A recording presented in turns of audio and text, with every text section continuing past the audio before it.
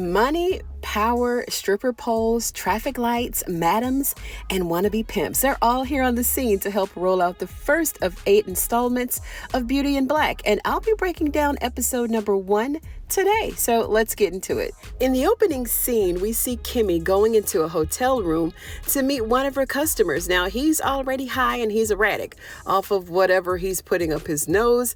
And we can tell by his attire and the money on the table that his whole aura just spells money, okay? Now, but the money cannot buy you class. And he doesn't waste any time insulting her, degrading her, and calling her stupid because she looks too much like a whore and stuck in the shadows. Now, he wants to make her this sophisticated and classy woman, but he thinks that she's just not getting it. And she's begging and pleading with him to give her another chance. He's cussing at her, calling her names, and we can see that he's high as a kite. So she leaves. And as she's leaving, she's whispering under her breath, "I can't do this no more." Right? Now, the next scene cuts to Kimmy and her friend Rain.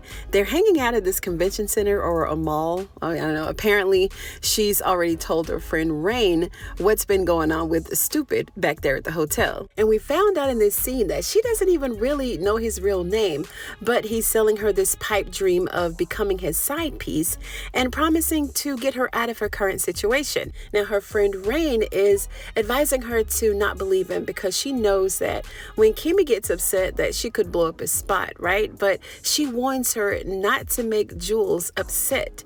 Now, during this conversation as well, we discovered that Jules is someone who Kimmy doesn't trust and someone who is holding something over her and Rain's head, something that could land them in jail. So during their stroll through the mall, they admire and briefly discuss the woman in the picture hanging on the wall, a woman who's the owner of the building that they're in. Kimmy tried to convince her to come inside and listen to the woman in the picture speak because she's the owner of the brand Beauty in Black and she's giving away scholarships.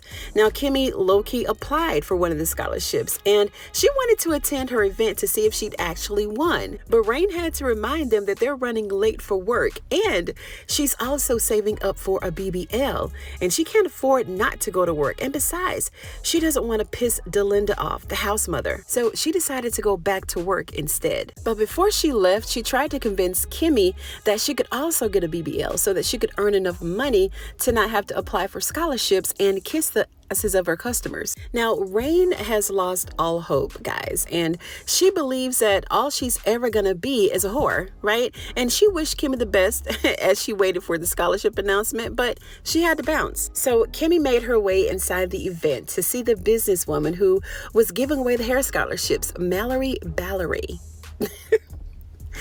Mallory Ballery. Okay, anyway, Kimmy is all starry-eyed as she stood up and applauded her coming out as we watched what appears to be Mallory Ballery's assistants standing backstage annoyed by, I don't know, just having to be there, I guess. And when I saw this, I immediately knew that this girl wasn't too fond of her boss. Humble, beautiful, and sweet.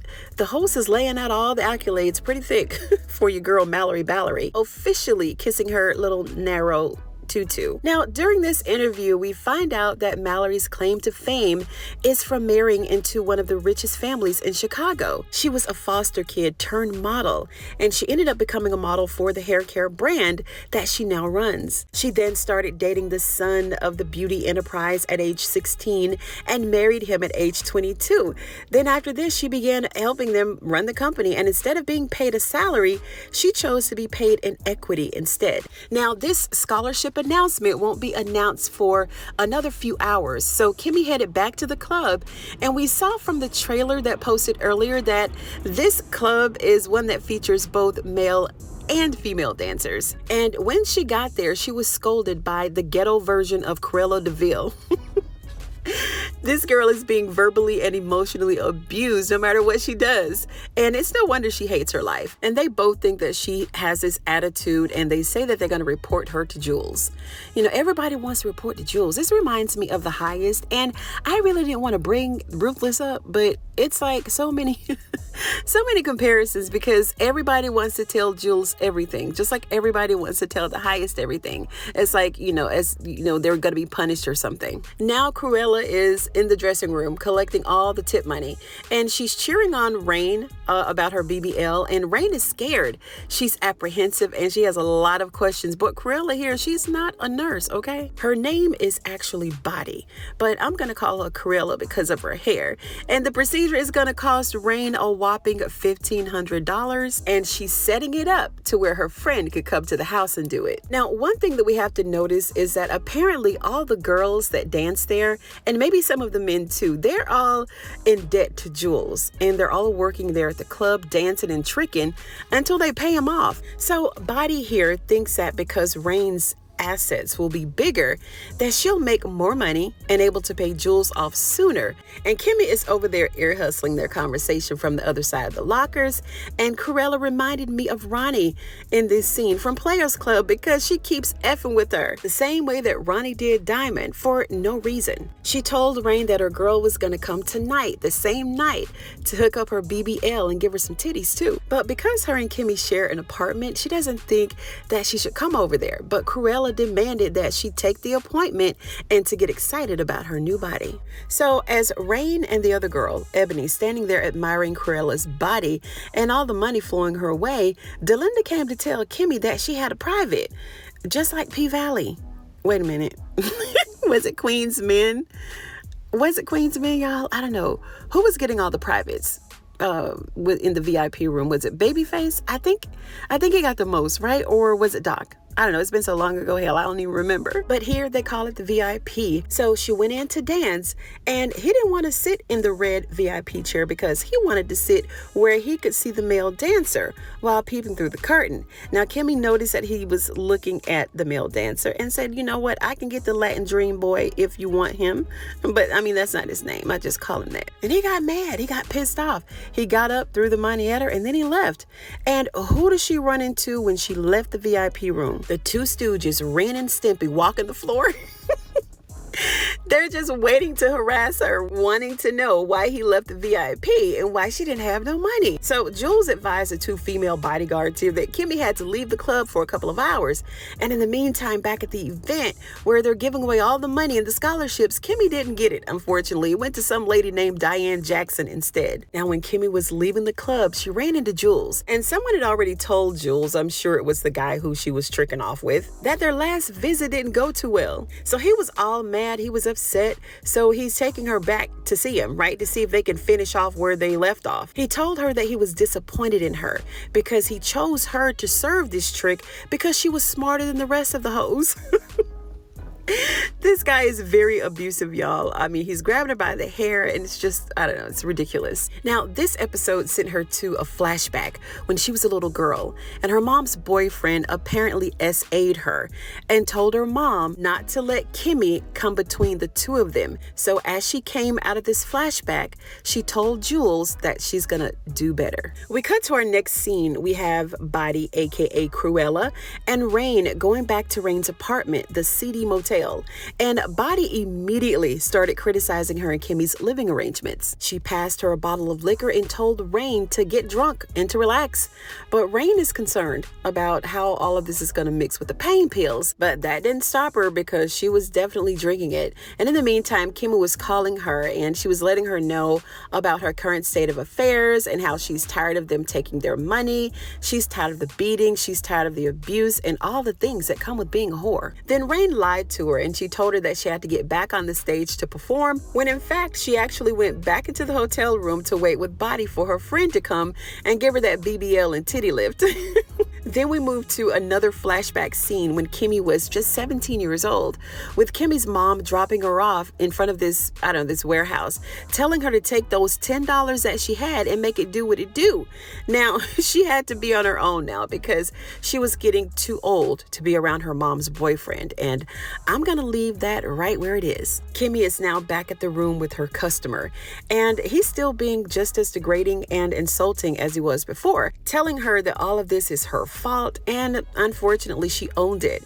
And I'm really feeling for this character in this moment because of all that she's been through, right? So far, she's just had a rough life. He told her that all he wants her to do is to do whatever he says, and that's it. He kept pulling on this cigarette, and he wanted to know what was wrong with her because it looks like she was about to start crying. And surprisingly, he knows her history. He told her that she'd better be glad that Jules had this side business, the side business of running hose, and he called her stupid for getting caught up at the airport. He told her that she was going to do whatever he says or else he's going to have Jules send her to jail. And while she's there doing everything that he says, Mallory is leaving her event, handing out fake smiles and broken promises to all who's still there at the event to kiss her ass. When she's suddenly served with these lawsuit papers that she graciously brushed off, and she kept it moving. But when she got behind closed doors of the car she was riding in, her true colors came out. And she said that she wanted the lady who issued the legal papers to her to be murdered in the streets. Then she called the baby that she was holding at the event a nappy-headed hood rat and called the mama, Miss Diane Jackson, a crackhead. She cussed out her security and put them out of the car. Now, this is who she really is, clearly. Then we move back to Rain and her BBL debacle. The glorified nurse performing the BBL procedure is Dega and Chase. Dega is, of course, played by Maddie, and it seems that every scene is abusive. This girl is getting abused. She's getting abused. Kimmy's getting abused. They're all getting abused. And she's talking to Rain in this condescending tone, very harsh and very aggressive. Like, why? But Rain is still nervous and she's scared as she watched Dega mix up all the motions and potions in her little nurse kit. And she's still talking about numbing her so that she won't feel any pain. So I guess all that liquor that she's pouring down her throat, that ain't enough to numb her pain. So Kimmy is suffering with her male customer in the meanwhile, and we'll discover his name a little bit later on, y'all. But for right now, who is this trigger, right? He's mad, right? Because now she can't get him off. And at this point, bruh, just call another girl. You know, if this is not what you want, then call what you want and stop wasting your time and your money. But anyway, Kimmy is disgusted and she's laying there in the bed with another flashback of her hiding in this warehouse bathroom because she has nowhere to go. This is right where her mom dropped her off, right? Now we see a young Rain entering the bathroom and she warns her that they're going to put her out when they find out that she's in there. So she asks Kimmy her name and she wanted to know if she wanted to go with her. She gave her something to eat. She warned her about the motion sensors in the aisles, and the rest is history. Now, back to Kimmy's reality. While Roy was in the bathroom, we find out his name is Roy because Kimmy grew some balls and called his wife. She acted as if she didn't know the wife was on the other end to make it sound as if she's having an affair with Roy, because she was. Now, as she's driving through the rain, listening to Kimmy moan and groan while screwing her husband, she hit somebody who was walking in the rain. She doubled back, stepped out of the car, and she went back to see who it was. And when she saw who it was, she pulled off. She got back in the car and pulled off, y'all. Just left the lady right there in the rain, struggling to breathe. Kimmy made it home, and she stormed into the room very frustrated when she noticed bloody towels everywhere. And Rain was laying across the bed, lifeless. She pulled the covers back and saw Rain's bruised butt cheeks. And she began calling her name. You know, she tried to wake her up, and clearly Nurse Pill Patrol, all those motions and potions had your girl incoherent. And if you think this episode was good, wait until you see the next video.